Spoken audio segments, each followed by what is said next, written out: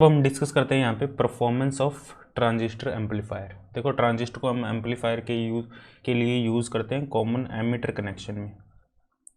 और common emitter connection में ही क्यों यूज़ करते हैं, हमारे पास क्या क्या रीज़न है क्यों कॉमन एमिटर कनेक्शन यूज़ करते हैं और उसकी क्या परफॉर्मेंस होती है, वो किस पे डिपेंड करता है। कुछ फैक्टर है जिन पे वो डिपेंड करता है। पहला इनपुट रेजिस्टेंस। जो इनपुट रेजिस्टेंस है वो काफ़ी स्मॉल होता है यहाँ पे, ठीक है। इनपुट रेजिस्टेंस, क्योंकि ये जो इनपुट सर्किट है वो हमेशा फॉरवर्ड बायस में होगा, और जो इनपुट रेजिस्टेंस है हमारा, जिसको RI से भी लिखते हैं, वो होगा delta VBE upon delta IB, ठीक है। ये काफ़ी स्मॉल होता है इनपुट रेजिस्टेंस, क्योंकि बहुत ज़्यादा VB चेंज करने से हमारी IB की वैल्यू है, ठीक है। जो ग्राफ में भी हमने देखा था, जो डेल्टा IB और डेल्टा VB का जो रेशियो है वो काफ़ी स्मॉल होता है, यहाँ पे काफ़ी स्मॉल होता है, ठीक है। हम कह सकते हैं VB की बहुत कम वैल्यू चेंज करने पे ही IB की काफ़ी हाई वैल्यू है वो चली जाती है। इसलिए हम कह सकते हैं जो इनपुट रेजिस्टेंस है वो काफ़ी स्मॉल होता है। यहाँ पे इनपुट रेजिस्टेंस स्मॉल होगा, IB करंट स्मॉल होगा। यहाँ पे IB जो करंट है उसकी वैल्यू भी काफ़ी स्मॉल होती है, माइक्रो एम्पियर में होती है। इस वजह से हम कह सकते हैं हम जब सिग्नल इसको प्रोवाइड करेंगे, जो सिग्नल हम प्रोवाइड करेंगे वो हम काफ़ी लो आउटपुट, जो काफ़ी लो इनपुट होगी हमारी, जो पीक वैल्यू होगी सिग्नल की, जो हम सिग्नल प्रोवाइड करेंगे उसकी जो पीक वैल्यू होगी उसको हम काफ़ी लो रख सकते हैं, क्योंकि हमारा IB लो है। IB लो है तो जो पीक सिग्नल है, काफ़ी लो इंटेंसिटी का पीक सिग्नल है, उसको भी हम एम्पलीफाइड कर सकते हैं, ठीक है। लो इंटेंसिटी का मतलब जो जिसकी पीक वैल्यू कम होगी, लो इंटेंसिटी सिग्नल को भी हम एम्पलीफाइड कर सकते हैं, ये इसका यूज़ है। सेकंड, इसका जो आउटपुट रेजिस्टेंस हो काफ़ी ज़्यादा हाई होगा, आउटपुट रेजिस्टेंस हाई होने का मतलब यदि हम आउटपुट वोल्टेज को चेंज करें, इसको RO से लिखते हैं delta VCE upon delta IC। यदि हम VC वोल्टेज को काफ़ी चेंज करते हैं तो भी सैचुरेशन रीजन, जो एक्टिव रीजन है उसमें डेल्टा IC में ज़्यादा चेंज नहीं होता है, ठीक है। तो इस वजह से हम कह सकते हैं जो डेल्टा IC चेंज वो काफ़ी कम होता है डेल्टा VCE चेंज करने पर, ठीक है, या VCE को चेंज करने पर, ठीक है। VCE को चेंज करने पर डेल्टा जो IC है उसमें ज़्यादा चेंज नहीं होता है, ना के बराबर चेंज होता है, क्योंकि वो जो IC है वो सैचुरेट हो जाती है एक्टिव रीजन में, ठीक है। इस वजह से हम कह सकते हैं जो आउटपुट रेजिस्टेंस है वो काफ़ी हाई होता है। आउटपुट रेजिस्टेंस काफ़ी हाई होने की वजह से जो हमारा आउटपुट वोल्टेज होगी, जो हमें मिलेगी आउटपुट वोल्टेज लोड के ऊपर, वो काफ़ी ज़्यादा हाई होगी, ठीक है। मतलब वो हम कह सकते हैं जो हम लोड लगाएंगे, यहाँ पे लोड रेजिस्टेंस लगाएंगे आउटपुट सर्किट में, उस पर डिपेंड करेगी। जो लोड रेजिस्टेंस हम आउटपुट सर्किट में लगाएंगे उस पर डिपेंड करेगी जो हमारा सिग्नल है वो कितना एम्पलीफाइड हो रहा है, ठीक है। उसके क्योंकि R0 की वैल्यू बहुत ज़्यादा हाई है, R0 की वैल्यू हाई होने से तुम्हारा जो आउटपुट जो सिग्नल एम्पलीफाइड होगा वो किस पे डिपेंड करेगा, जो हम लोड रेजिस्टेंस वहाँ पे लगाएंगे, ठीक है। कैसे डिपेंड करेगा ये भी देख लेते हैं, effective load current, effective load resistance, third point, effective load resistance. देखो एक रेजिस्टेंस तो जो कलेक्टर के क्रॉस लगा होगा RC, एक रेजिस्टेंस तो है जो कलेक्टर के क्रॉस हमारा लगा होगा ये RC, और एक रेजिस्टेंस होगा जो आउटपुट रेजिस्टेंस है वो इसके पैरेलल ही होगा, RC के पैरेलल ही होगा हमारा R0, ठीक है। जो हमारा आउटपुट रेजिस्टेंस वह यहाँ तुम्हें विजिबल नहीं है एक अलग रेजिस्टेंस टाइप से, लेकिन वो रेजिस्टेंस होगा, क्योंकि डेल्टा VC और IC का जो रेशियो है वो हमारा R0 होगा, और वो RC के हमारा पैरेलल ही होगा, क्योंकि ये हमारा आउटपुट सर्किट है। तो हमारा जो इफेक्टिव लोड रेजिस्टेंस होगा RAC, वो क्या होगा, इसको RAC से लिखेंगे इफेक्टिव लोड रेजिस्टेंस को, RC into R0, RC plus R0, और R0 की वैल्यू काफ़ी ज़्यादा हाई है, तो हम कह सकते हैं RC इंटू R0, यहाँ पे आर नोट से आर नोट कैंसिल हो जाएगा, आर सी को छोड़ सकते हैं, तो ये आर सी जो इफेक्टिव लोड रेजिस्टेंस होगा हमारा वो सिर्फ आर सी होगा, जो ये कलेक्टर ये जो लोड है, ठीक है, ये जो आर सी है इसी पे ही हमारी जो आउटपुट वोल्टेज है, output voltage minus I C R C इसी पर ही डिपेंड करेगी। आर सी की वैल्यू जितनी हम ज़्यादा करेंगे उतना हमें आउटपुट मिलता जाएगा, ठीक है, उतना ज़्यादा आउटपुट होगा, एम्पलीफाइड हो जाएगा हमारा, ठीक है। ये तो हम बात करते हैं, ये तो केस है सिंगल स्टेज के लिए, सिंगल स्टेज ट्रांजिस्टर के लिए।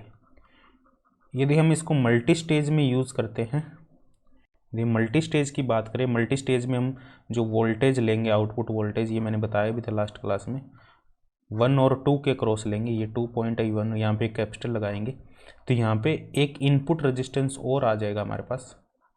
मल्टी स्टेज ट्रांजिस्टर में एक और यहाँ पे ट्रांजिस्टर होगा हमारे पास, तो उसका एक इनपुट रेजिस्टेंस भी यहाँ पे ऐड हो जाएगा पैरेलल में, ठीक है। जब हम मल्टी स्टेज ट्रांजिस्टर की तरह एम्पलीफाइड सिग्नल को यूज़ करते हैं, एम्पलीफायर हम multi stage transistor amplifier use करते हैं, तो यहाँ पे ये दोनों तो है ही, आर ए सी तो है ही, तो इसके पैरेलल में एक इनपुट रेजिस्टेंस जो दूसरा ट्रांजिस्टर हम ऐड करेंगे, सेकंड ट्रांजिस्टर, इसका इनपुट रेजिस्टेंस और पैरेलल में आ जाएगा।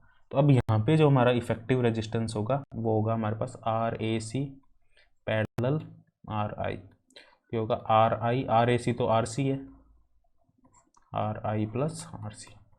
मल्टी स्टेज के केस में हमारा ये इफेक्टिव लोड होगा, सिंगल स्टेज में तो सिर्फ वही हमारा जो आर सी होगा वही लोड होगा, लेकिन मल्टी स्टेज के केस में जो इनपुट रेजिस्टेंस है सेकंड ट्रांजिस्टर का वो भी यहाँ पे पिक्चर में आ जाएगा हमारे पास, ठीक है। तो ये हमारे पास आउटपुट हम कह सकते हैं जो load resistance, effective load resistance या इफेक्टिव कलेक्टर लोड होगा हमारे पास, ठीक है। अब हम बात करते हैं यहाँ पे करंट गेन की। अब यहाँ पे देखो जो करंट गेन है, जो थर्ड फैक्टर है हमारा करंट गेन, करंट गेन यहाँ पे काफ़ी ज़्यादा हाई होगा। करंट गेन को हम लिखते हैं यहाँ पे बीटा से delta I C upon delta I B, और यहाँ पे डेल्टा आई बी की वैल्यू डेल्टा आई सी से बहुत स्मॉल आई बी में चेंज करने पर आई सी की वैल्यू बहुत ज़्यादा चेंज होती है, ठीक है। तो हम यहाँ पे कह सकते हैं जो हमारा करंट गेन है वो काफ़ी ज़्यादा हाई होगा, डेल्टा आई सी की जो वैल्यू है वो आई बी, क्योंकि जो बीटा की वैल्यू होती है जो वो निकल के आती है प्रैक्टिकली 100 से 600 के बीच में होती है, ठीक है। तो हम कह सकते हैं जो करंट गेन है यहाँ पे वो काफ़ी हाई होगा, ठीक है। सेकंड बात करते हैं हम यहाँ पे, जो फोर्थ पॉइंट हमारा वो है voltage gain, voltage gain. Voltage gain क्या होगा हमारे पास, इसको ए वी से लिख देते हैं हम वोल्टेज गेन को, ये होगा हमारे पास delta V C E upon delta V B E, और वोल्टेज को हम क्या लिख सकते हैं, change in output current, change in output current, change in output current into effective load, effective load, और इनपुट वोल्टेज क्या होगी हमारे पास, change in input current, change in input current into input resistance, input resistance. तो change in output current क्या हमारे पास delta I सी, और इफेक्टिव लोड कितना है आर सी। यदि हम सिंगल स्टेज की बात करें, effective load R A C लिख लो या आर सी लिख लो, change in input current delta I B into incident resistance R I, तो ये आ जाएगा हमारे पास, इसको लिख देंगे beta delta I C upon delta I को, ये होगा beta R A C upon R I, ये होगा हमारे पास वोल्टेज गेन। तो वोल्टेज गेन भी ऑब्वियसली काफ़ी हाई होगा for single stage transition, single stage के लिए आर ए सी तो आर सी हो जाएगा।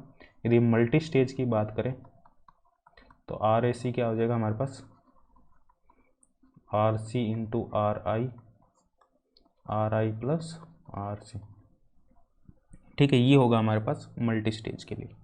तो वोल्टेज गेन भी काफ़ी ज़्यादा यहाँ पे हाई होगा, क्योंकि करंट गेन की वैल्यू काफ़ी ज़्यादा हाई है हमारे पास, ठीक है। और अब बात करते हैं हम power gain, fifth point power gain. Power gain क्या होगा, देखो पावर गेन होगा हमारे पास यहाँ पे, इसको ए पी से लिख देते हैं पावर गेन को हम, ठीक है। ये होगा हमारे पास ratio of the output signal power to input signal power, output power, output signal power to input signal power, ये हमारे पास पावर गेन होगा। पावर होगा delta I C whole square into R A C delta I B, I square R होता है ना power, are I, तो ये होगा हमारे पास delta I C upon delta B, delta I C upon delta I B, R A C upon R I. ये तो होगा हमारे पास वोल्टेज गेन, ए वी से लिख देते हैं। और ये होगा हमारे पास करंट गेन, तो ये होगा बीटा इंटू ए वी, तो इसको लिख देंगे current gain into voltage gain, current gain into voltage gain, ये हमारे पास होगा पावर गेन। तो ये कुछ फॉर्मूला है जो याद रखना तुम इन जनरल, ठीक है। ये हमारे पास पावर गेन होगा current gain into voltage gain. तो this decide the performance of transistor amplifier as a common emitter, ठीक है। ये जो फैक्टर है कुछ ये डिसाइड करते हैं जो ट्रांजिस्टर की परफॉर्मेंस कैसी होगी एज एन एम्पलीफायर, ठीक है। अब कुछ और पैरामीटर है जिनको भी हम ध्यान में रखते हैं, ऐसे एम्पलीफायर बनाना कोई आसान काम नहीं है, ठीक है। और भी बहुत सी चीज़ें हैं जो हमें देखनी है, क्या सिर्फ इन्हीं पॉइंट से हम एम्पलीफायर बना सकते हैं, नहीं, और भी चीज़ें बहुत सारी हमें देखनी पड़ेगी, उनको हम डिस्कस करते हैं, ठीक है। अब यहाँ पे हम डिस्कस करते हैं ट्रांजिस्टर बाइसिंग की। बाइसिंग की हमें ज़रूरत क्यों पड़ी, ट्रांजिस्टर बाइसिंग, और बाइसिंग कितने टाइप की होती है, बाइसिंग की क्यों ज़रूरत पड़ी, ये सब एम्पलीफायर से रिलेटेड है, ठीक है। एक अच्छा एम्पलीफायर कैसे बनाएं हम, ट्रांजिस्टर को एक अच्छे एम्पलीफायर की तरह कैसे, सबसे पहले कंडीशन तो हमने देख ली, एक अच्छा एम्पलीफायर बनाने के लिए हमें कॉमन एमीटर कनेक्शन लेना पड़ेगा। अब ऐसा नहीं है भाई कॉमन एमीटर जो कनेक्शन है वो परफेक्ट कनेक्शन है, उसमें बहुत सारी कमियां, उन कमियों को हमें सुधारना पड़ेगा। तो सबसे पहले हमें जो कंडीशन चाहिए वो चाहिए हमें एम्पलीफायर बनाने के लिए फेथफुल एम्पलीफिकेशन। अब ये फेथफुल एम्पलीफिकेशन क्या होता है हमारे पास, फेथफुल एम्पलीफिकेशन होता है हम जो इनपुट सिग्नल अप्लाई कर रहे हैं और उसको हम एम्पलीफाइड कर रहे हैं कॉमन एमीटर ट्रांजिस्टर से, तो जो आउटपुट हमें सिग्नल मिलेगा उसकी शेप है वो चेंज ना हो, without changing the shape of input signal, without changing the shape of input signal, input signal की शेप है वो चेंज नहीं होनी चाहिए, और हमें जो आउटपुट है वो एम्पलीफाइड मिले, आउटपुट है वो एम्पलीफाइड मिले। ये कब पॉसिबल होगा, यदि इस टाइप से हमारे पास केस बनता है, यदि जो शेप हमारी इनपुट सिग्नल की है वही हमारी शेप आउटपुट सिग्नल की आए। हाँ, फेज़ रिवर्स हो सकता है लेकिन शेप चेंज नहीं होनी चाहिए। फेज़ है वो रिवर्स हो सकता है, फेज़ रिवर्स होगा तो उसको तो हम मल्टी स्टेज करके सेम फेज़ में ले आएंगे, लेकिन हाँ डिस्टॉर्शन नहीं होना चाहिए, कहीं पे शेप चेंज नहीं होनी चाहिए। ऐसे नहीं है साइन का हमें स्क्वायर मिल जाए, स्क्वायर का हमें ट्राइंगल मिल जाए, ऐसा कुछ नहीं हो, कहीं से कटा ना होना चाहिए हमारा ये पोर्शन है, ऐसा नहीं होना चाहिए ये पोर्शन यहाँ से कटा हो, ठीक है। तो इसे हम कहते हैं फेथफुल एम्पलीफिकेशन, ठीक है। तो सबसे जो पहले रिक्वायर्ड कंडीशन है बाइसिंग की वो क्या होना चाहिए, ट्रांजिस्टर को as a common emitter amplifier use करने के लिए हमें सबसे पहले कंडीशन चाहिए, सबसे पहला तो कॉमन एमीटर की तरह यूज़ करेंगे, फिर फेथफुल एम्पलीफिकेशन होना चाहिए। अब फेथफुल एम्पलीफिकेशन कैसे हो, इसके लिए कौन कौन से पॉइंट है, क्या कंडीशन है, वो कंडीशन मैं लिख देता हूँ। फेथफुल एम्पलीफिकेशन के लिए क्या कंडीशन है हमारे पास, जो सबसे पहली कंडीशन है वो ये है proper zero signal collector current. इनको एक एक एक्सप्लेन करेंगे हम। Proper zero signal collector current, ये सबसे पहला पॉइंट है। दूसरा पॉइंट है यहाँ पे minimum proper base emitter voltage, minimum proper base emitter voltage, ये हमारा सेकंड पॉइंट है, ये कंडीशन है। थर्ड पॉइंट है हमारे पास, ये दोनों पॉइंट लगभग सेम ही है, जब एक्सप्लेन करेंगे तो हमें पता लग जाएगा। थर्ड है minimum power collector emitter voltage, minimum power collector emitter voltage. अब इनका क्या मतलब, देखो कॉमन एमिटर में हम ट्रांजिस्टर को तो चलो यूज़ कर लेते हैं, लेकिन कॉमन एमिटर में जब ट्रांजिस्टर को यूज़ करते हैं तो हमें पता है जो आउटपुट सिग्नल होता है हमारा IC और किसके बीच में ग्राफ होता है, VC के बीच में जो ग्राफ होता है वो कुछ इस टाइप से ग्राफ होता है हमारे पास। और हमें यहाँ पे 3 रीजन मिलते हैं। कौन कौन से 3 रीजन मिलते हैं, एक तो कट ऑफ रीजन मिलता है नीचे वाला, एक होता है सैचुरेशन जो नेगेटिव वोल्टेज वाला होता है, मतलब दोनों फॉरवर्ड में हो, कट ऑफ में दोनों रिवर्स में, एक एक्टिव रीजन मिलता है जहाँ पे हम लोड लाइन ड्रॉ करके एक ऑपरेटिंग पॉइंट मिलता है हमारा, ऑपरेटिंग पॉइंट, ये हमारा एक्टिव रीजन होगा। तो ये हमें मेक श्योर करना पड़ेगा कि जो ट्रांजिस्टर है हमारा, जो कॉमन एमिटर ट्रांजिस्टर है वो हमेशा एक्टिव रीजन में रहे। ठीक है, हमेशा एक्टिव रीजन में रहने का मतलब हमारा जो इनपुट सर्किट है वो फॉरवर्ड बायस में रहे और जो आउटपुट सर्किट है हमारा वो रिवर्स बायस में रहे। ऐसा यदि रहता है तो हमारा जो, हाँ ऐसा हमेशा रहना चाहिए, हमेशा मतलब सिग्नल कैसा भी हो, सिग्नल कैसा भी हो, ठीक है, सिग्नल की हर एक पॉइंट की वैल्यू पे हमारा जो इनपुट फॉरवर्ड में रहना चाहिए, आउटपुट रिवर्स में रहना चाहिए। यदि वो कट ऑफ या सैचुरेशन में चला जाता है तो हमें फेथफुल एम्पलीफिकेशन नहीं मिलेगा। फेथफुल एम्पलीफिकेशन के लिए ज़रूरी है इनपुट फॉरवर्ड बायस में रहे और आउटपुट रिवर्स बायस में रहे। अब इनको लिखने का एक और तरीका है ये वाला, इनको कंडीशन की फॉर्म में लिख दिया हमने, proper zero signal collector current. थोड़ा सा इसको अलग टाइप से लिखा है, proper zero signal collector current का मतलब है जब हम सिग्नल अप्लाई नहीं कर रहे, जब हम सिग्नल अप्लाई नहीं कर रहे तो मिनिमम करंट क्या है हमारे पास। प्रॉपर, पहले पॉइंट को समझते हैं, proper zero signal collector current होना चाहिए एक, जब हम सिग्नल अप्लाई नहीं कर रहे, सिर्फ हमारे पास इनपुट है, बाइसिंग वोल्टेज है जो इसको बाइस कर रही है VBB। ठीक है, यदि VBB यदि रेजिस्टेंस लगाया तो VBB हो जाएगी, यदि रेजिस्टेंस नहीं लगाया तो VBE भी लिख सकते हैं इसको हम। ठीक है, और ये हमारे पास है यहाँ पे VCC। ठीक है, और इसको कनेक्ट किया हमने। ठीक है, ये एमीटर है, ये हमारा ये कलेक्टर है। ठीक है, ये हमारे पास सर्किट है। अब यहाँ पे कोई भी सिग्नल हमने इनपुट सिग्नल नहीं दिया, अभी कोई भी इनपुट सिग्नल नहीं है, तो एक यहाँ पे हमारे पास एक IB करंट होगा और उस IB से रिलेटेड एक IC होगा बीटा IB, एक IC करंट होगा जिसे कहेंगे हम zero signal, zero signal collector current. अब ये जो जीरो सिग्नल कलेक्टर करंट है ये किस पे डिपेंड कर रहा है, IB पे। तो ये minimum zero signal, proper zero signal collector होना चाहिए, करंट होना चाहिए, ताकि हमारा जो इनपुट सर्किट है वो हमेशा फॉरवर्ड बायस में रहे। इनपुट सर्किट फॉरवर्ड बायस में कब रहेगा, जब हमारे पास मिनिमम एक बेस करंट होगा, एक minimum zero signal base current होगा जो इसको फॉरवर्ड बायस में रखेगा। बेस करंट किसकी वजह से होगा, इस वोल्टेज की वजह से, VBB की वजह से, या VBE की वजह से, या VBE भी लिख सकते हैं या VBB भी लिख देते हैं।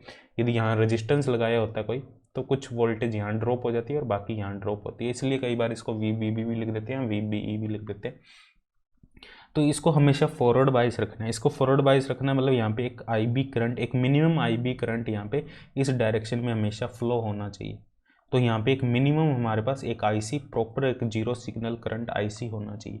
और वो IC है, जो IC होगा उसकी जो पीक है, यहाँ पे एक इंपॉर्टेंट पॉइंट है, जो जीरो सिग्नल करंट IC होगा, जीरो सिग्नल करंट जो IC होगा, ठीक है, अब इसकी जो वैल्यू है वो ग्रेटर देन इक्वल होनी चाहिए हमारी जो मैक्सिमम कलेक्टर करंट है, मैक्सिमम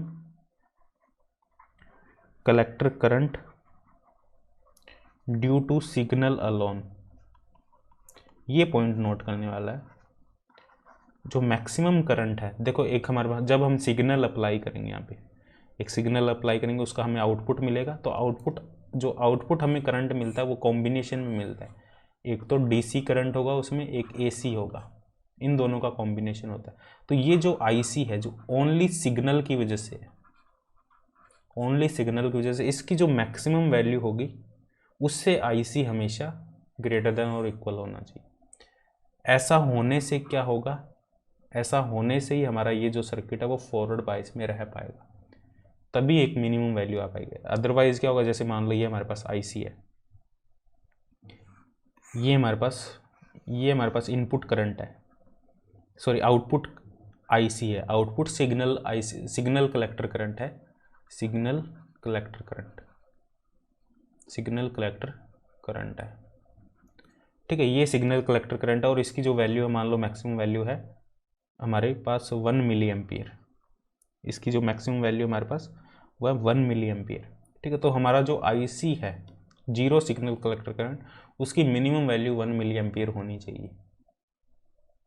अदरवाइज यदि उसकी मिनिमम वैल्यू 1 मिली एम्पियर नहीं हुई, ठीक है, जैसे ये हमारे पास ये आईसी होना चाहिए, यहाँ पे ये आईसी होना चाहिए हमारा 1 मिली एम्पियर, तो टोटल हमारा 2 मिली एम्पियर हो पाएगा, टोटल 2 मिली एम्पियर होगा हमारा IC plus small IC 2 milli ampere. तो हमारा जो आईसी है जीरो सिग्नल करंट वो 1 मिली एम्पियर होना चाहिए, इसकी पीक के बराबर होना चाहिए। यदि इसके पीक के बराबर नहीं होता, मान लो हमारा जो आईसी है वो 0.5 ही हो, 0.5 मिली एम्पियर, तो पॉजिटिव साइकिल में तो कोई दिक्कत नहीं होगी, लेकिन नेगेटिव साइकिल में कुछ पोर्शन है वो यहाँ से कट जाएगा, क्योंकि वो जो इनपुट सर्किट है इस नेगेटिव साइकिल के लिए इनपुट सर्किट है वो रिवर्स बायस में चला जाएगा। थोड़ा सा इनडायरेक्ट वे में ये बात कर रहा है, वैसे है ये वही इनपुट सर्किट को फॉरवर्ड बायस रखना है, थोड़ा सा इनडायरेक्ट वे में बात कर रहा है ये, बस यही है इसमें और कुछ नहीं है, ठीक है। तो हमारा जो बस इस लाइन को याद रखना, तो जो जीरो सिग्नल करंट आईसी है वो मैक्सिमम जो collector current due to signal alone है उससे हमेशा ज़्यादा होना चाहिए। इसी पॉइंट को ऐसे भी कह सकते हैं हम, जैसे इन्होंने सेकंड पॉइंट लिखा है minimum proper base emitter voltage, ऐसे लिख सकते हैं, जो मैंने आई थिंक तुम्हें पहले भी बताया है। यहाँ पे बेस एमीटर वोल्टेज है वो minimum proper base emitter voltage होनी चाहिए, जर्मेनियम के लिए 0.3 होनी चाहिए और हमेशा ये रहनी चाहिए वोल्टेज, और सिलिकॉन के लिए 0.7 रहनी चाहिए ये, यदि ये नहीं हमेशा रहनी चाहिए, चाहे सिग्नल नेगेटिव हो सिग्नल पॉजिटिव हो, इतनी मिनिमम वोल्टेज तो उसको मिलनी चाहिए ताकि वो फॉरवर्ड बायस में रहे, फॉरवर्ड बायस में ताकि वो रहे, ठीक है। हम कह सकते हैं जो उसकी पीक वोल्टेज है जो हम अप्लाई कर रहे हैं, ठीक है, जो देखो एक तो VBB अप्लाई करते हैं हम, देखो यहाँ पे इसको ध्यान से समझो, यहाँ पे एक रेजिस्टेंस लगा दिया हमने, एक VBB अप्लाई कर दिया यहाँ पे, तो यहाँ पे जो ड्रॉप होगा वो होगा VBE, और एक रेजिस्टेंस यहाँ पे RB लगा दिया, तो इस VBB का कुछ पोर्शन VB यहाँ पे मान लो VBB सिलिकॉन ट्रांजिस्टर हमारे पास 0.7 VBE है, और हमने VBB अप्लाई किया यहाँ पे 5 वोल्ट, और कुछ रेजिस्टेंस पे ड्रॉप हो गया, मान लो 1 वोल्ट रेजिस्टेंस पे ड्रॉप हो गया, तो 4 वोल्ट बचा, तो 4 वोल्ट यहाँ पे अप्लाई कर रहे हैं हम, VBE 0.7 होना चाहिए, लेकिन हमारे पास कितना है 4 वोल्ट, चलो फॉरवर्ड बायस में रहेगा। तो जो हम इनपुट सिग्नल अप्लाई करेंगे, जब इनपुट सिग्नल उसकी जो पीक वोल्टेज है वो 4 - 0.7 से हमेशा कम होनी चाहिए, जो इनपुट सिग्नल की वोल्टेज 4 - 0.7 कितनी होगी 3.3 वोल्ट से हमेशा कम होनी चाहिए।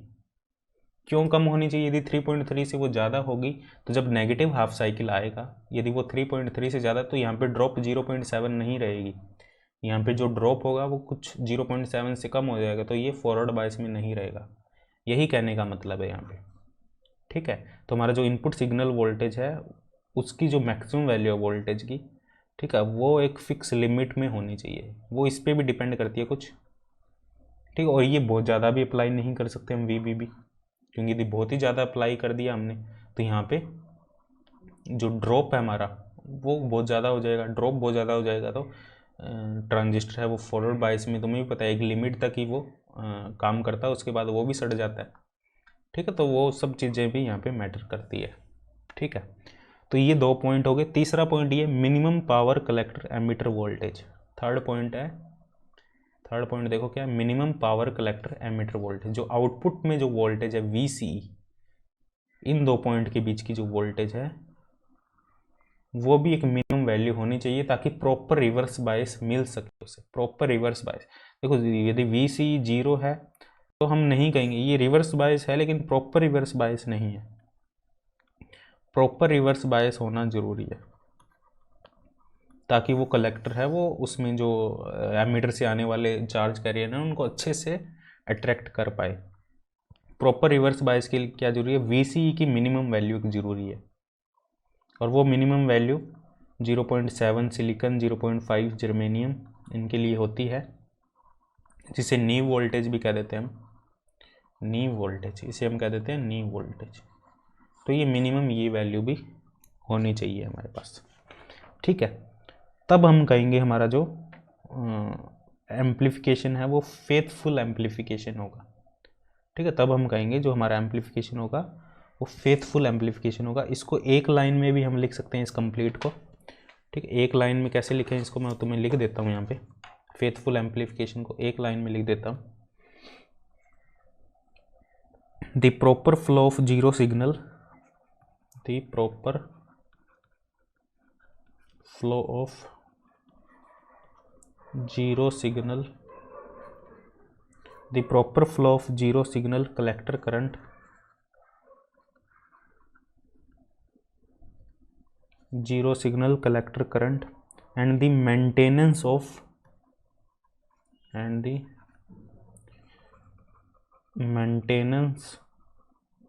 of proper collector emitter, proper collector emitter, proper collector emitter voltage during the passage of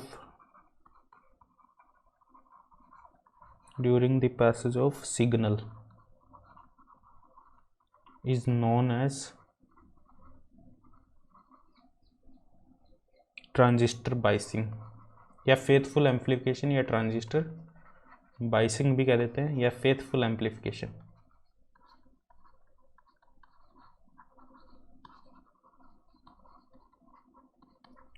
और भी कुछ फैक्टर देखेंगे, यही फैक्टर जरूरी नहीं है, और भी बहुत सारे फैक्टर है जो हमें ध्यान में रखने।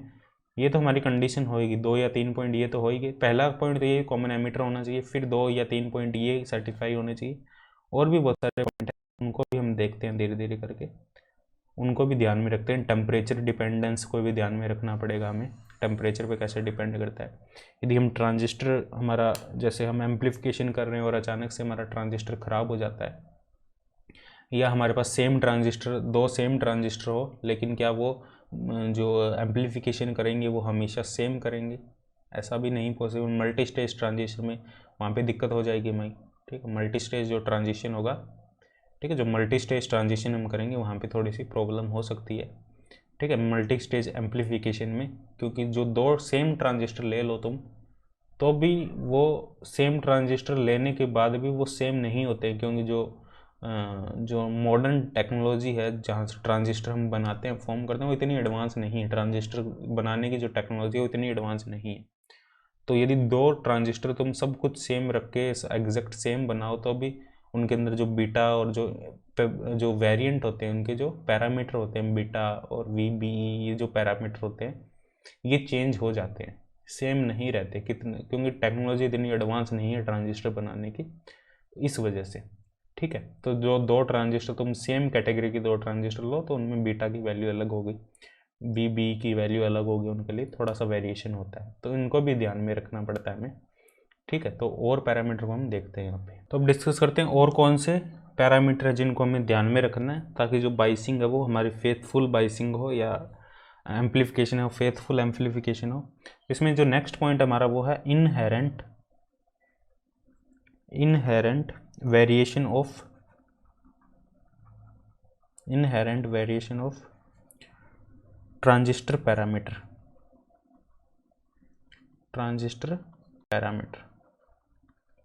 देखो जो ट्रांजिस्टर पैरामीटर कौन कौन से होते हैं, एक तो बीटा होता है, एक वी बी होता है, ठीक है। वैसे वी सी भी होता है, वी बी भी होता है, ठीक है। जो ट्रांजिस्टर पैरामीटर है बीटा एंड वी बी, जैसे वी बी की हमें ज़्यादा ज़रूरत पड़ती है, क्योंकि यही डिसाइड करेगा जो एम्पलीफिकेशन है वो फेथफुल है या नहीं है, बीटा एंड वी। ठीक है, अब ये जो दोनों पैरामीटर होते हैं ये not same, these parameter are not same for all type of transistor, all type of BJT. ठीक है, सभी ट्रांजिस्टर के लिए सेम नहीं। यदि सेम कैटेगरी के तुम ट्रांजिस्टर लो, B147 ट्रांजिस्टर लो तुम, ठीक है, आई थिंक BC147 लिखते हैं, इस टाइप के मान लो सेम ट्रांजिस्टर लो, तो भी बीटा की वैल्यू 0 से 100 से 600 के बीच में वेरी करती है। बीटा की वैल्यू अलग अलग होती है। बीटा की वैल्यू अलग अलग होने से जो कलेक्टर करंट है उसकी वैल्यू अलग अलग होगी for given IB। For given IB के लिए हमारे पास जो कलेक्टर करंट उसकी वैल्यू अलग अलग होगी। तो जो ऑपरेटिंग पॉइंट है हमारा, जो OP है ऑपरेटिंग पॉइंट, ठीक है, वो फिक्स नहीं रहेगा। ऑपरेटिंग पॉइंट है वो फिक्स नहीं रहेगा। ऑपरेटिंग पॉइंट फिक्स नहीं रहेगा, इसका मतलब जो हमारा एम्पलीफिकेशन है, एम्पलीफिकेशन वो फेथफुल एम्पलीफिकेशन नहीं होगा। यदि हम एक से ज़्यादा ट्रांजिस्टर यूज़ कर रहे हैं तो हमारा जो एम्पलीफिकेशन है वो फेथफुल एम्पलीफिकेशन नहीं होगा, क्योंकि ऑपरेटिंग पॉइंट वो चेंज हो रहा है। और ऑपरेटिंग पॉइंट चेंज हो रहा है, ऑपरेटिंग पॉइंट शिफ्ट कर रहा है। जीरो सिग्नल में ऑपरेटिंग पॉइंट शिफ्ट नहीं होना चाहिए। ऑपरेटिंग पॉइंट शिफ्ट हो रहा है, ऑपरेटिंग पॉइंट शिफ्ट हो रहा है, इसका मतलब हमारा जो एम्पलीफिकेशन है वो, क्योंकि सिग्नल भी ऑपरेटिंग पॉइंट को चेंज करता है। तुमने देखा होगा जब सिग्नल अप्लाई करते हैं तो ऑपरेटिंग पॉइंट है वो ऑसिलेट करता है, लेकिन ये ऑपरेटिंग पॉइंट ट्रांजिस्टर को चेंज करने पे ही ऑसिलेट कर रहा है। ठीक है, तो जो एम्पलीफिकेशन होगा वो फेथफुल एम्पलीफिकेशन नहीं होगा। तो इस चीज़ को, क्योंकि ऐसा क्यों है, क्योंकि जो मैन्युफैक्चरिंग टेक्निक है वो इतनी ज़्यादा एडवांस नहीं है। यदि एडवांस बहुत ज़्यादा भी हो तो भी डिफरेंस आ जाएगा, यहाँ पे डिज़ाइनिंग में डिफरेंस आ जाएगा। जो हम जो हमारा बेस है ट्रांजिस्टर का उसको बहुत ज़्यादा थिन रखते हैं, तो उसकी थिकनेस में कई बार बहुत ज़्यादा वेरिएशन हो जाता है। इस वजह से ये जो है एक पैरामीटर है, ठीक है, जो फेथफुल एम्पलीफिकेशन को, यहाँ पे फेथफुल एम्पलीफिकेशन है, इसकी वजह से गड़बड़ हो जाएगी फेथफुल एम्पलीफिकेशन में। फेथफुल एम्पलीफिकेशन के लिए जो सबसे मेन पॉइंट यही है, जो ऑपरेटिंग पॉइंट है it should be fixed. Operating point है should be independent of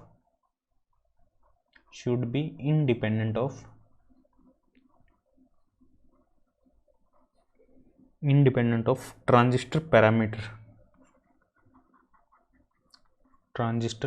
parameter.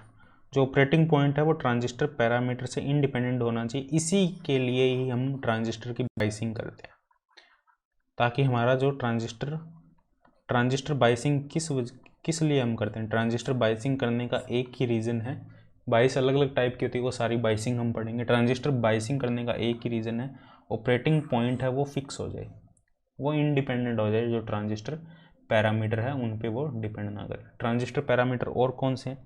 Temperature का बहुत बड़ा रोल है यहाँ पे, ठीक है, टेम्परेचर का यहाँ पे बहुत बड़ा रोल है।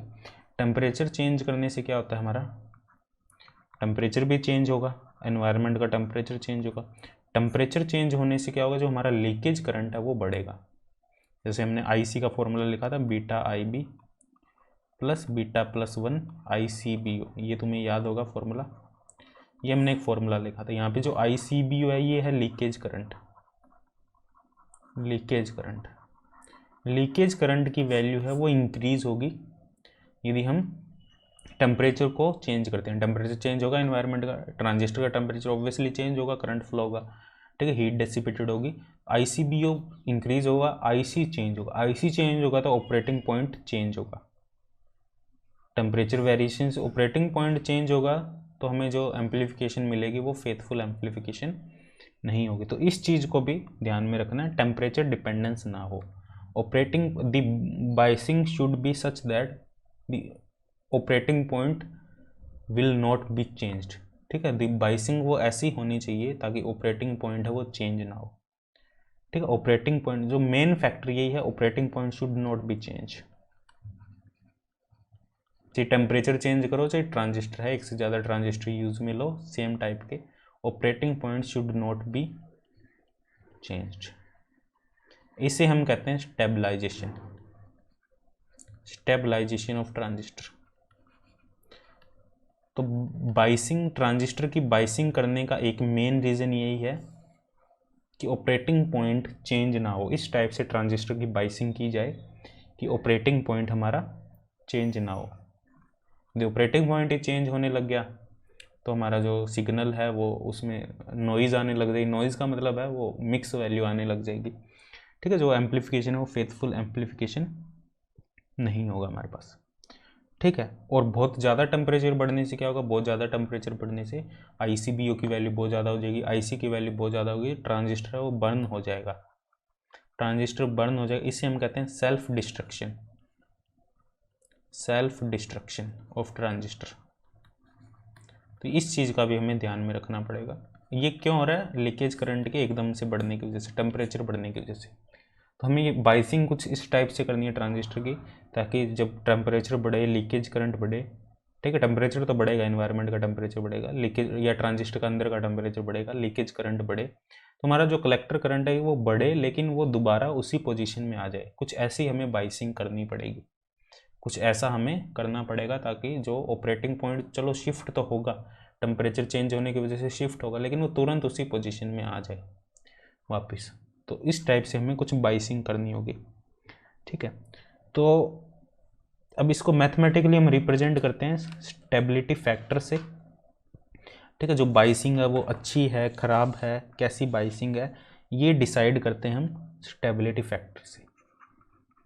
अब स्टेबिलिटी फैक्टर ही डिसाइड करेगा कौन सी बाइसिंग है अच्छी है, जिसमें एम्पलीफिकेशन है वो अच्छा फेथफुल एम्पलीफिकेशन मिल रहा है। स्टेबिलिटी फैक्टर का जो यहाँ पे डेफिनेशन है वो है DIC/DICBO, मतलब लीकेज करंट चेंज होने की वजह से हमारा IC चेंज कितना हो रहा है, कैसे चेंज हो रहा है, ठीक है। यदि हम एम्पलीफिकेशन की बात करें, फेथफुल एम्पलीफिकेशन की, तो टेम्परेचर चेंज होने की वजह से हमारा लीकेज करंट चेंज होगा, लीकेज करंट चेंज होने की वजह से जो IC है हमारा वो चेंज होगा, IC चेंज होने की वजह से हमारा जो ऑपरेटिंग पॉइंट है वो चेंज होगा। तो फेथफुल एम्पलीफिकेशन के लिए जो S की वैल्यू है वो मिनिमम होनी चाहिए। फेथफुल एम्पलीफिकेशन के लिए S की वैल्यू वो, देखो थोड़ी बहुत नॉइज़ तो आएगी, ऐसा तो है नहीं कंप्लीट शेप चेंज नहीं होगी, हल्का हल्का वेरिएशन हो सकता है। शेप ऐसी साइन वेव हो तो वो कुछ ऐसी आ सकती है हमारे पास, ऐसी ऐसी इस टाइप, ठीक है, इस टाइप से आ सकती है, लेकिन हल्का सा नॉइज़ होगा वहाँ पे, ठीक है। तो ये हमें ये डिसाइड करेगा स्टेबिलिटी फैक्टर कि जो बाइसिंग है एट कॉन्स्टेंट, ये होगा at constant IB and beta. Constant IB और बीटा के लिए S की वैल्यू मिनिमम होगी तो वो जो ट्रांजिस्टर है वो एक अच्छी बाइसिंग होगी। बाइसिंग की अलग अलग टेक्निक है, बाइसिंग हम करेंगे अभी, सभी टाइप की बाइसिंग पढ़ेंगे, ठीक है। वो एक अच्छी बाइसिंग होगी। और बीटा होगा क्या, अभी हमारे पास एक रिलेशन है, देखो IC equal to beta IB plus beta plus 1 ICBO। Differentiate कर दो इसको ICBO के रिस्पेक्ट में, beta DIB DICBO plus beta plus 1। जब इसको सोल्व करोगे ये आएगा हमारे पास S इक्वल टू, जब इसको सोल्व करोगे beta plus 1 upon 1 minus beta DIB/DICBO, ये हमारे पास स्टेबिलिटी फैक्टर होगा। ये हमें कोई भी बाइसिंग हम यहाँ पे यूज़ करेंगे, उस बाइसिंग के लिए हम इस फॉर्मूले का यूज़ करके स्टेबिलिटी फैक्टर कैलकुलेट करेंगे, और इसकी वैल्यू जितनी ज़्यादा कम होगी वो बाइसिंग उतनी ही अच्छी होगी, ठीक है, वो बाइसिंग उतनी ही अच्छी होगी हमारे पास। तो हमारे पास फेथफुल एम्पलीफिकेशन के लिए 3 पैरामीटर आ जाते हैं। यदि सभी को हम समराइज़ करें तो 3 पैरामीटर हैं जिससे हम फेथफुल एम्पलीफिकेशन ये ले सकते हैं या अच्छी बाइसिंग कर सकते हैं। एक अच्छी बाइसिंग में क्या क्या ध्यान रखना पड़ेगा हमें, proper zero signal collector current हो, और क्या होना चाहिए, एक VC मिनिमम VC होना चाहिए, प्रॉपर मिनिमम VC होना चाहिए ताकि रिवर्स बाइस में रहे, और स्टेबलाइजिंग द ऑपरेटिंग पॉइंट, ये समरी है इनकी, ये होना चाहिए एक अच्छी बाइसिंग के लिए, ठीक है, या फेथफुल एम्पलीफिकेशन के लिए। तो अलग अलग टाइप की बाइसिंग है, उनको हम डिटेल में डिस्कस करेंगे। टोटल 4 टाइप की बाइसिंग है, 4 टाइप ऑफ बाइसिंग, सभी को एक एक करके डिस्कस करेंगे और चेक करेंगे कि इसका स्टेबिलिटी फैक्टर कितना है, कौन सी एक अच्छी बाइसिंग है नहीं है, ठीक है, वो हम सब डिस्कस करेंगे यहाँ पे, ठीक है। तो अब डिस्कस करते हैं हम टाइप ऑफ बाइसिंग। तो सबसे पहला जो टाइप हमारे पास बाइसिंग का वो है base register method. Base register method सबसे पहला जो टाइप है वो है बेस रजिस्टर मेथड। हमारा जो बेस है उसके ऊपर एक रेजिस्टेंस लगाएंगे हम, जिसे बेस रेजिस्टेंस कहेंगे। ठीक है, इस टाइप से हमारी जो बाइसिंग होगी, ये हमारा कलेक्टर करंट जो रजिस्टर है कलेक्टर पे लगेगा। ये एमीटर को कॉमन कर देंगे हम, ग्राउंड कर दिए यहाँ से, यहाँ पे एक रेजिस्टेंस लगाएंगे बेस के ऊपर, और ये VCC से कनेक्ट होगा। ठीक है, ये बेसिकली VCC यहाँ पे वोल्टेज पॉजिटिव वोल्टेज है, ये VCC, ये नेगेटिव है, ये बेसिकली यहाँ पे ग्राउंड से कनेक्ट है। इस टाइप से ऐसे मान सकते हैं इसको हम। ठीक है, तो यहाँ पे जो बेस को जो वोल्टेज मिलेगी वो VCC से ही मिलेगी। ठीक है, अलग से कोई यहाँ पे वोल्टेज सोर्स नहीं लगा रहे, इसको RB लिख दिया हमने। ठीक है, ये एमीटर है हमारा, NPN ट्रांजिस्टर है। तो इस टाइप की जो बाइसिंग होगी इसे कहेंगे बेस रजिस्टर बाइसिंग। ठीक है, तो यहाँ पे देखो एम्पियर लो, यहाँ पे जो KVL लगाओ इस इनपुट सर्किट में, ये इनपुट सर्किट है हमारा VCC RB। तो इनपुट सर्किट में जब हम KVL लगाएंगे VCC माइनस IB, इसमें जो करंट फ्लो होगा वो IB करंट फ्लो होगा।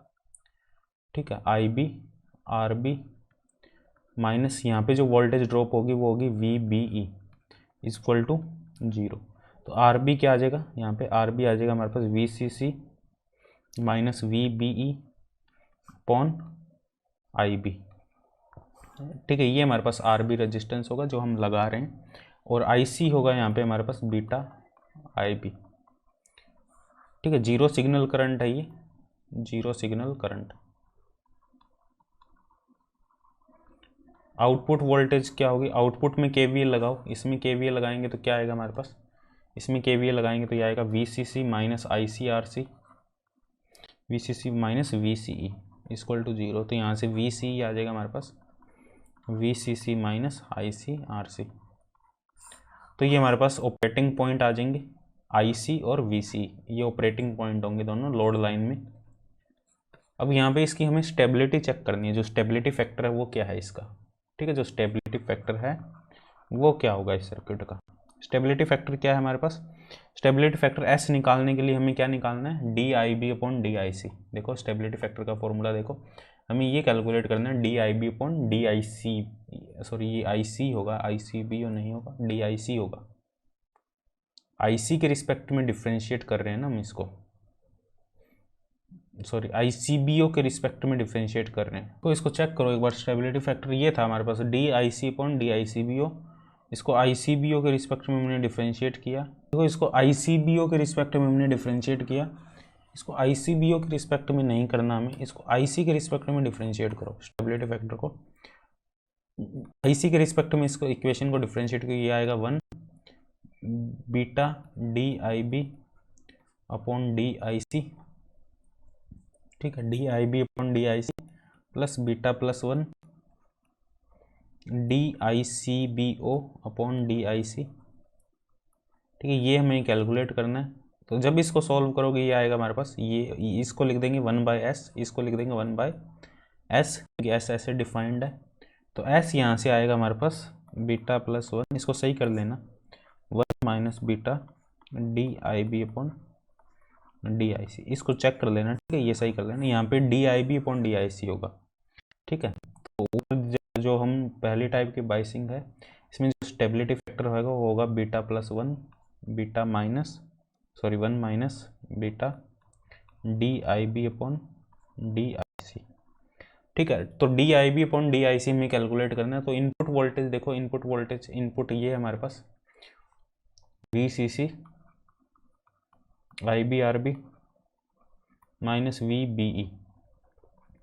जब इसको डिफ्रेंशिएट करेंगे विद रिस्पेक्ट टू IC तो क्या आएगा हमारे पास, ये तो 0 आ जाएगा, ये आ जाएगा DIB upon DIC into RB, ये 0 आ जाएगा इक्वल टू 0। ठीक है, तो DIB अपॉन DIC आ जाएगा हमारे पास 0। जब ये पुट करेंगे S के अंदर तो ऊपर आएगा बीटा प्लस 1, नीचे 1 माइनस 0, तो बीटा प्लस 1। तो स्टेबिलिटी फैक्टर बहुत ज़्यादा हाई आ रहा है, क्योंकि बीटा की वैल्यू बहुत ज़्यादा हाई होगी, बहुत ज़्यादा हाई वैल्यू होती है लगभग 100, तो स्टेबिलिटी फैक्टर काफ़ी हाई आ रहा है। स्टेबिलिटी फैक्टर काफ़ी हाई है, इसका मतलब जो हमारी ये बाइसिंग होगी यहाँ पे जो हमें एम्पलीफिकेशन मिलेगा वो फेथफुल एम्पलीफिकेशन नहीं होगा, एस की वैल्यू काफ़ी हाई है, मतलब एस की वैल्यू काफ़ी हाई होने का मतलब है स्मॉल चेंज इन ICO या ICBO, small change in ICBO, big change in IC, क्योंकि एस होता है हमारे पास DIC/DICBO। तो टेम्परेचर थोड़ा सा बढ़ेगा, ICBO चेंज होगा, तो IC है काफ़ी लार्ज अमाउंट में चेंज होगा क्योंकि एस की वैल्यू 100 है। ठीक है, तो ये हम जो मेथड है ये इस टाइप की बाइसिंग में इसके जो इसमें हम जो एम्प्लीफिकेशन करेंगे वो बहुत ज़्यादा फेथफुल एम्प्लीफिकेशन नहीं होगी। ठीक है, लेकिन कुछ एडवांटेज है इनके। क्या एडवांटेज है इस सर्किट के? ठीक है, वो एडवांटेज लिख लेते हैं, और इसके डिसएडवांटेज तो वही है, अनफेथफुल एम्प्लीफिकेशन है यहाँ पे। एडवांटेज ये है बहुत ही ज़्यादा सिंपल बाइसिंग है, सिंपल बाइसिंग है, सिर्फ एक रजिस्टर ही लगाना है हमें। ठीक है, एक रजिस्टर RB फिक्स करना है सिर्फ। कैलकुलेशन बहुत ज़्यादा सिंपल है ऑपरेटिंग पॉइंट की, कैलकुलेशन थोड़ी सिंपल है ऑपरेटिंग पॉइंट की, जो IC निकालना और हमारा VC निकालना। ठीक है, ये इसकी कुछ एडवांटेज है, और इसका डिसएडवांटेज यही है पुअर स्टेबलाइजेशन। डिसएडवांटेज ये है पुअर स्टेबलाइजेशन, जो स्टेबलाइजेशन है वो काफ़ी ज़्यादा पुअर है, ये इसकी डिसएडवांटेज। तो हम डिस्कस करते हैं जो नेक्स्ट टाइप ऑफ बाइसिंग हमारी सेकंड बाइसिंग, वो है emitter bias circuit. Emitter bias circuit, emitter bias circuit में क्या है, देखो हम क्या करेंगे, यहाँ पे जो हमारा एमीटर पार्ट है उस पर एक रेजिस्टेंस लगा देंगे, RB तो हम लगाएंगे ही लगाएंगे, यहाँ पे RC लगाएंगे, ये ट्रांजिस्टर हमारा, एमीटर पे भी एक रेजिस्टेंस RE लगा देंगे, ये VCC है, ये RC है, ये RP है, एक और रेजिस्टेंस हमने RE लगा दिया। इसको लगाने से क्या कोई फ़ायदा होगा वो हमें चेक करना है। ठीक है, ये हमारा एमीटर है, क्या फ़ायदा होगा इसको लगाने से, वही पहले हम इनपुट में KVL लगाओ, ये हमारा इनपुट सर्किट होगा VCC minus IB RB minus VBE minus IE RE is equal to 0। ठीक है, यहाँ पे एमीटर करंट होगा, इसमें जो फ्लो होगा एमीटर करंट होगा IE, यहाँ पे जो फ्लो होगा वो IB होगा, यहाँ फ्लो होगा वो IC होगा। तो इनपुट सर्किट में हमने KVL लगाया, जो इनपुट सर्किट है उसमें हमने KVL अप्लाई किया, और I हमें पता है हम क्या लिख सकते हैं, I को IB प्लस IC, और IC को हमें पता है क्या लिख सकते हैं हम, बीटा IB, तो I को हम क्या लिख सकते हैं, beta plus 1 IB, beta plus 1 IB। तो यहाँ से क्या आ जाएगा, ये इक्वेशन क्या बन जाएगी, VCC minus IB RB minus VBE minus beta plus 1 IB RE। ठीक है, इक्वल टू 0। यहाँ से हम IB कैलकुलेट कर सकते हैं, IB क्या होगा हमारे पास, VCC minus VBE upon RB plus beta plus 1, ये हमारे पास IB करंट होगा। IB से हम IC कैलकुलेट कर सकते हैं।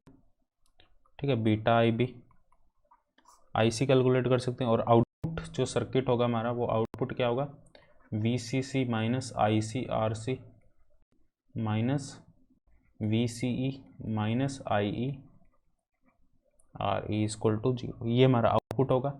जो IC है वो लगभग हम कह सकते हैं IE के लगभग इक्वल ही होगा, क्योंकि बीटा की वैल्यू बहुत ज़्यादा लार्ज होती है, तो IC लगभग IE के इक्वल ही होगा। तो यहाँ से हम कह सकते हैं ये जो टर्म है और ये जो टर्म है ये लगभग सेम लिख सकते हैं, इनको हम क्या लिख सकते हैं, इनको IC लिख सकते हैं, इसको हम IC RC plus RE minus VCE equal to 0, ये लिख सकते हैं, क्योंकि IC की टर्म में हमने इसको लिख दिया IE को। तो यहाँ से हमारे पास जो VCE आएगा वो क्या आएगा, VCC minus IC RC plus RE। तो ये हमारे पास IC भी आ गया, VC भी आ गया, तो ऑपरेटिंग पॉइंट है ये दोनों हमारे पास VC, और क्वेश्चन करेंगे तो और भी ज़्यादा बहुत ज़्यादा क्लियर हो जाएगा, क्वेश्चन बहुत ही अलग टाइप से करेंगे अपने। ठीक, क्वेश्चन काफ़ी करेंगे इनमें। ठीक है, ये हमारे पास VC आ जाएगा, तो ऑपरेटिंग पॉइंट आ जाएगा यहाँ से IC एंड VC। अब हमें निकालना है यहाँ पे स्टेबिलिटी फैक्टर। जो स्टेबिलिटी फैक्टर है वो हमारा क्या होगा, वो इनपुट सर्किट से निकालेंगे अपने स्टेबिलिटी फैक्टर। स्टेबिलिटी फैक्टर की डेफिनेशन क्या है, beta plus 1 minus beta DIB upon D I C. ठीक है, तो यहाँ से जो इनपुट सर्किट था हमारे पास V C C minus I B R B, के वी लगाया था हमने V B E minus I C plus I B, जो आई था उसको लिख दिया I C plus I B, R E equal to 0। ठीक है, ये हमने लिख दिया I C plus I B, तो ये आ जाएगा हमारे पास V C C minus I B R B plus R E, I B को हमने कॉमन ले लिया, minus V B E minus I C R E equal to 0। ये आ गया हमारे पास। अब इसको डिफ्रेंशिएट कर दो with respect to I C. ठीक है, with respect to I C ये आ जाएगा 0, ये आ जाएगा D I B upon D I C into R B plus R E minus 0 minus R E equal to 0। तो ये क्या आ जाएगा हमारे पास, D I B upon D I C क्या आ जाएगा, R E minus R E R B plus R E, ये आ जाएगा। ये वैल्यू ऊपर पुट कर देंगे एस के अंदर, स्टेबिलिटी फैक्टर के अंदर, beta plus 1 plus beta R E R B plus R E, ये आ जाएगा हमारे पास। जब इसको सॉल्व करेंगे, इसको इस फॉर्म में हम लिख सकते हैं beta plus 1 plus R B by R E, beta plus 1 plus R B by R E, इसको इस फॉर्म में लिख सकते हैं। ठीक है, बीटा प्लस 1 कॉमन आ जाएगा ऊपर, 1 plus R B by R E. ठीक है, ये तुम लिख सकते हो इसको एलसीएम लेके। ठीक है, आर ई से डिवाइड कर देना बाद में। ठीक है, कंप्लीट इक्वेशन को ऊपर नीचे एलसीएम लेना पहले, फिर कंप्लीट इस पार्ट को ऊपर ले जाना, फिर आर ई से डिवाइड कर देना। ठीक है, तो ये वाला हमारे पास इक्वेशन आ जाएगी। अब स्टेबिलिटी फैक्टर डिपेंड करता है यहाँ पे R B upon R E के रेशियो पे। ठीक है, R B upon R E के रेशियो पे। यदि इसकी वैल्यू बहुत ज़्यादा स्मॉल है, R E by R B की वैल्यू बहुत ज़्यादा स्मॉल है, इसका मतलब R B is very very less than R E. यदि आर बी की वैल्यू आर ई से काफ़ी स्मॉल है, तो उस केस में ये वैल्यू हमारी लगभग 0 होगी, ये वैल्यू लगभग 0 होगी। तो हम कह सकते हैं जो स्टेबिलिटी फैक्टर होगा वो 1 होगा। ठीक है, आर बी की वैल्यू बहुत ज़्यादा स्मॉल है तो हमारा स्टेबिलिटी फैक्टर लगभग 1 होगा। लेकिन आर बी स्मॉल होने से क्या नुकसान है, स्टेबिलिटी फैक्टर तो बहुत अच्छा है, 1 आ रहा है, बहुत कम है स्टेबिलिटी फैक्टर, लेकिन आर बी स्मॉल होने का एक डिसएडवांटेज हमारे पास क्या है, डिसएडवांटेज ये है हमारे पास कि आई बी की वैल्यू बहुत ज़्यादा लार्ज होगी। आई बी की वैल्यू बहुत ज़्यादा लार्ज होगी क्योंकि जो ड्रॉप हो रहा है वीसीसी से हम वीसीसी अप्लाई कर रहे हैं ना, देखो सर्किट में देख सकते हो तुम, वीसीसी वोल्टेज दे रहे हो, वीसीसी लगभग 10-15 वोल्ट होती है हमारे पास। बहुत ज़्यादा स्मॉल है तो यहाँ पे ड्रॉप बहुत कम होगा, ये फॉरवर्ड बायस में होगा, वी बी काफ़ी लार्ज होगा। यहाँ पे जो ड्रॉप है वो आई बी की वैल्यू बहुत ज़्यादा हमारे पास लार्ज होगी। ठीक है, आई बी की वैल्यू काफ़ी ज़्यादा यहाँ पे लार्ज होगी क्योंकि वी सी सी की वैल्यू काफ़ी ज़्यादा लार्ज। आर बी स्मॉल है तो यहाँ पे तो ड्रॉप कितना हो रहा है, यहाँ पे ड्रॉप बहुत कम हो रहा है, यहाँ पे भी ड्रॉप हमारे पास, आर ई की वैल्यू बहुत ज़्यादा लार्ज है तो यहाँ पे भी ड्रॉप हमारे पास काफ़ी कम होगा। ठीक है, आर ई लार्ज है, आर ई लार्ज, तो आर बी की वैल्यू बहुत ज़्यादा स्मॉल होने की वजह से हमारा जो आई बी होगा वो काफ़ी ज़्यादा लार्ज होगा। आई बी लार्ज होने की वजह से क्या होगा, जो हम इनपुट सिग्नल जो अप्लाई करते हैं, इनपुट सिग्नल वो लो पीक वाले, जिनकी पीक बहुत ज़्यादा लो हो, उनको हम यूज़ नहीं कर सकते एज ए इनपुट सिग्नल। ठीक है, जिनका जो सिग्नल है, जिनकी पीक है बहुत ज़्यादा लो हो, क्योंकि वो आईबी के साथ कंबाइन हो जाएंगे। ठीक है, यदि जिनकी सिग्नल की जो पीक है वो बहुत ज़्यादा लो है और आईबी की सिग्नल की पीक बहुत ज़्यादा, आईबी सिग्नल, आईबी जो करंट है वो बहुत ज़्यादा, आईसी बहुत ज़्यादा होगा। ठीक है, तो ये नज़र नहीं आएंगे। जब ये इस पर ओवरलैप भी करेगा, आईबी की वैल्यू बहुत ज़्यादा होने से ये आईबी की पे कोई इफेक्ट नहीं डाल पाएंगे। ठीक है, नज़र में नहीं आएगा। तो हम कह सकते हैं फॉर लो सिग्नल के लिए, यदि लो पीक सिग्नल है हमारे पास, उनको एम्पलीफाई करना थोड़ा सा डिफ़िकल्ट हो जाएगा यहाँ पे। ठीक है, तो हम कह सकते हैं it is insensitive to small signal. जो इस टाइप का सर्किट होगा वो इनसेंसिटिव, और स्मॉल को ही तो हमें एम्पलीफाई करना होता है, जो ऑलरेडी एम्पलीफाइड है उसको तो क्या एम्पलीफाई करेंगे, स्मॉल को ही हमें एम्पलीफाई करना होता है। तो नुकसान तो है ही इसमें, ठीक है। और यदि हम आर बी को काफ़ी ज़्यादा लार्ज रखें, आर ई से काफ़ी ज़्यादा लार्ज रखें, हम इसको काफ़ी लार्ज रखें तो हमारे पास जो स्टेबिलिटी फैक्टर आएगा वो क्या आएगा, यदि इसको काफ़ी ज़्यादा लार्ज रखें, आर बी और आर ई इस फैक्टर को काफ़ी ज़्यादा लार्ज रखें हम, ठीक है। काफ़ी लार्ज रखने से जो हमारे पास स्टेबिलिटी फैक्टर आएगा वो आएगा β+1, और ये फिर पुअर स्टेबलाइजेशन हो जाएगी हमारे पास। तो एक साइड नुकसान भी है, तो हम क्या करेंगे, इनका जो आर बी और आर ई का जो रेशियो है वो बीच में रखेंगे, ना ज़्यादा कम ना ज़्यादा होगा ना कम होगा इनका रेशियो, ठीक है। तो उस वजह से क्या होगा, पुअर स्टेबलाइजेशन भी नहीं होगी, और जो लो सिग्नल है हमारे, स्मॉल सिग्नल है, उनके लिए भी ये सेंसिटिव हो जाएगा। तो ये हमारे पास है सेकंड टाइप ऑफ बाइसिंग, जिसे हम कहते हैं एमीटर बाइसिंग, ठीक है, एमीटर बाइस सर्किट। तो बाकी दो और बाइस है वो अपने नेक्स्ट लेक्चर में डिस्कस करते हैं।